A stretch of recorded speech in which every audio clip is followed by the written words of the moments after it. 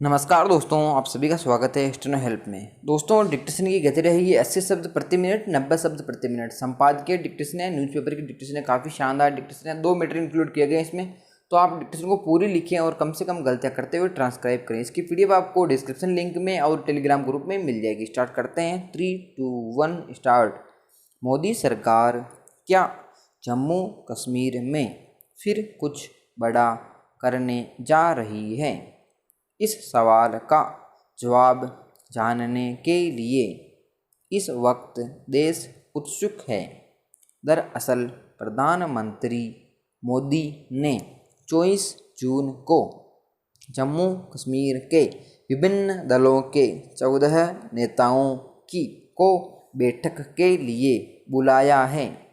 जिन 14 नेताओं को बातचीत का निमंत्रण दिया गया है उनमें पीडीपी की महबूबा मुफ्ती, नेशनल कॉन्फ्रेंस के फारूक अब्दुल्ला और उमर अब्दुल्ला, पीपुल्स कॉन्फ्रेंस के सज्जाद लोन और मुजफ्फर हुसैन बेग, सीपीएम के एमवाई तारिगामी, कांग्रेस के जीए मीर और गुलाम नबी आज़ाद और जेके अपनी पार्टी के अल्ताफ़ बुखारी शामिल हैं। 5 अगस्त 2019 के बाद यह पहला मौका होगा जब प्रधानमंत्री के साथ जम्मू कश्मीर के नेताओं की इस तरह बैठक होगी। बताया जा रहा है कि भविष्य में जम्मू कश्मीर से जुड़े फैसले के संबंध में इस बैठक में चर्चा की जाएगी। यानी कम से कम 2 साल बाद मोदी सरकार जम्मू कश्मीर के भविष्य का फैसला लेते हुए वहाँ के नेताओं को साथ रखेगी।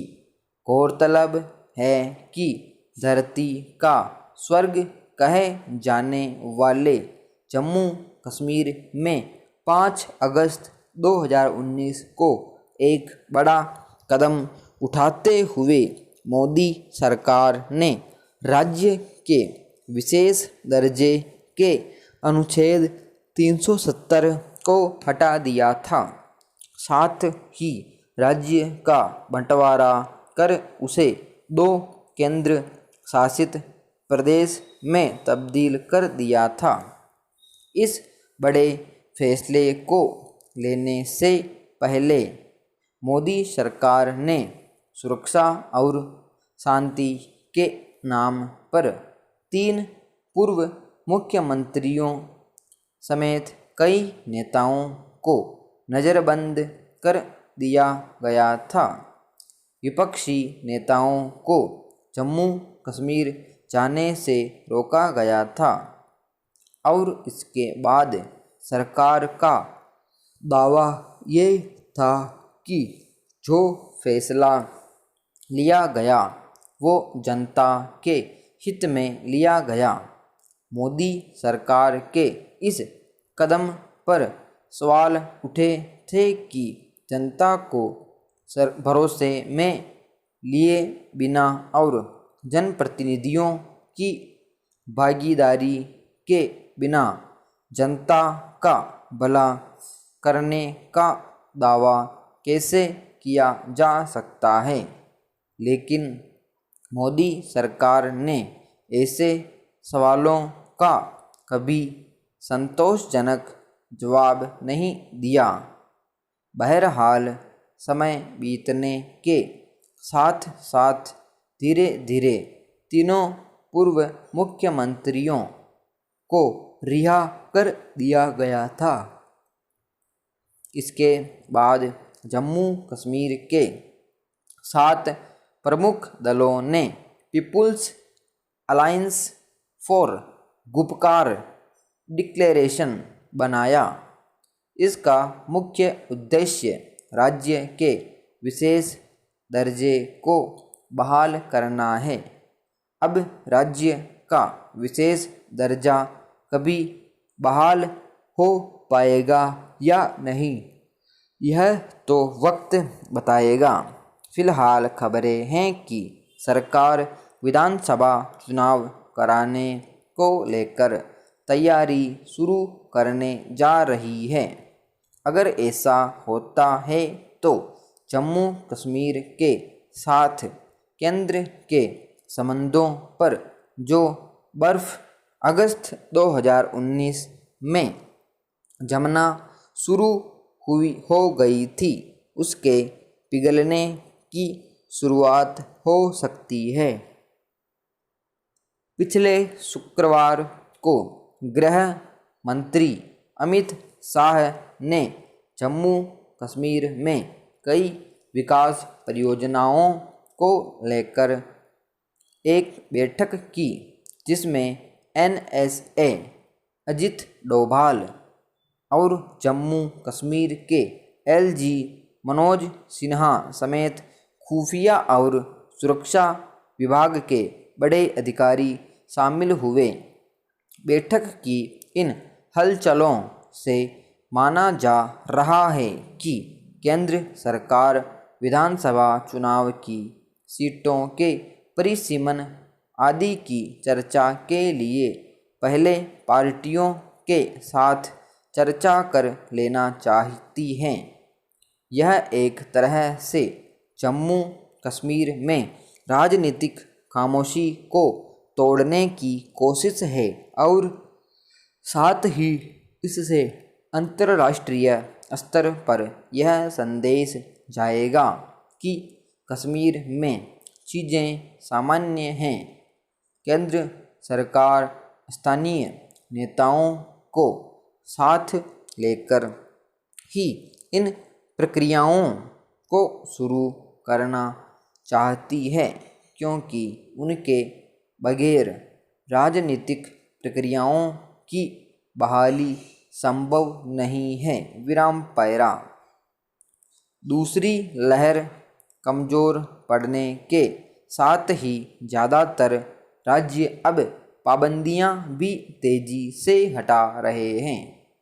इस महीने के पहले हफ्ते से ही राज्यों ने अपने यहाँ चरणबद्ध तरीके से प्रतिबंधों में ढील देना शुरू कर दिया था, ताकि धीरे धीरे गतिविधियाँ सामान्य बनाने में मदद मिल सकें। दिल्ली सरकार ने तो प्रमुख बाज़ारों को खोलने की इजाज़त पहले ही दे दी थी। अब साप्ताहिक बाज़ार भी फिर से लगने लगेंगे। मॉल और बड़े व्यावसायिक परिसरों में काम शुरू हो सकेगा। इसके अलावा रेस्तरां, बार, उद्यान भी खोल दिए गए हैं। दिल्ली के अलावा उत्तर प्रदेश, उत्तराखंड, राजस्थान, पंजाब, हरियाणा, तेलंगाना आदि राज्यों ने भी अपने यहाँ सभी शहरों को सख्त पाबंदियों से लगभग मुक्त कर दिया है। तेलंगाना ने तो अपने यहाँ शिक्षण संस्थान भी खोलने का फैसला किया है। हालांकि कई राज्य अभी हालात को देखते हुए स्कूल, कॉलेज आदि खोलने में हिचकिचा रहे हैं। इसमें कोई शक नहीं कि स्कूल, कॉलेज खुलते ही विद्यार्थियों की आवाजाही तेज़ी से बढ़ेगी और फिलहाल यह जोखिम भरा ही है। इसलिए शिक्षण संस्थानों, खेल परिसरों, जिम आदि खोलने की इजाज़त नहीं दी गई है।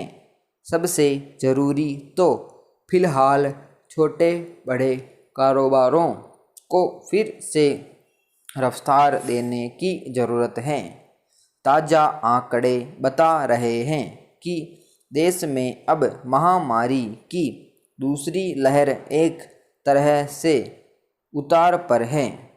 88 दिन बाद पहली बार रविवार को सबसे कम 53,000 मामले सामने आए, दिल्ली में तो यह आंकड़ा 100 से भी नीचे आ गया है। इसलिए अब जिंदगी को फिर से पुराने ढर्रे पर लौटाने की कवायद होनी चाहिए, लेकिन पूरी सतर्कता के साथ। विराम पैरा। इस बात से कोई इनकार नहीं करेगा कि महामारी का खतरा अभी टला नहीं है। लगभग 2 महीने की सख्त पाबंदियों के कारण सिर्फ संक्रमण को फैलने से रोक पाने में कामयाबी भर मिली है। इसलिए अगर अचानक से भीड़ बढ़ने लगेगी तो फिर से संक्रमण फैलने में देर नहीं लगेगी। तीसरी लहर को लेकर महामारी विशेषज्ञों की चेतावनियों को नज़रअंदाज करना बड़े जोखिम को न्योता देना ही होगा। तीसरी लहर का खतरा सितंबर अक्टूबर में ही बताया जा रहा है। हालांकि विषाणु के बदलते रूपों को देखते हुए यह भविष्यवाणी कर पाना बहुत ही मुश्किल है कि कौन सी लहर कितनी घातक होगी। विराम समाप्त।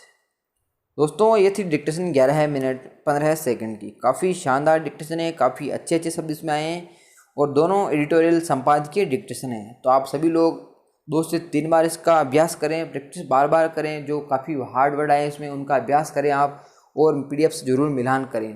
तो मिलते हैं नेक्स्ट वीडियो में। जय